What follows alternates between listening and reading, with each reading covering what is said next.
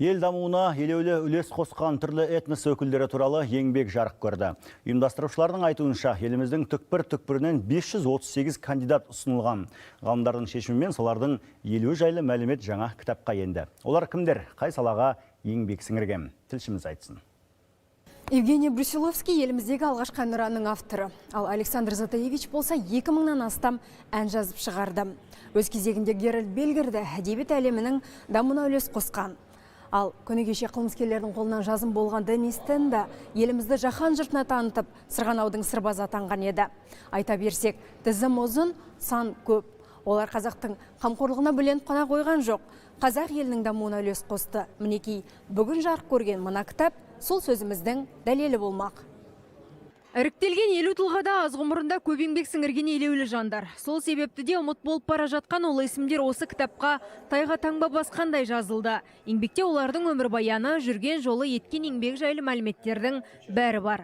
Оларда еліміздің әлеуметтік, мәдени, экономикалық дамуына өлшеусіз үлес қосты. Елбасы Нұрсұлтан Әбішұлы Назарбаев көреген этносаралық саясат жүргізді. Әлемде теңдесі жоқ орган Қазақстан Халқы Ассамблеясын құрды. Осылайша біздер әр алуандығымызды артықшылығымызға айналдырдық. Туындының электронды нұсқасы Рух.kz пен Қазақстан Қоғамдық даму институтының сайтында орналасқан. Екі тілде жарық көрген еңбектің мәнді мазмұнды болу үшін мамандар біраз тер төкті. Архивтер ақтарылды, қызықты деректер де табылды. Елу тұлғамызды насихаттау үшін деректі фильмдер түсіріледі, роликтер түсіріледі, кітап шығардық.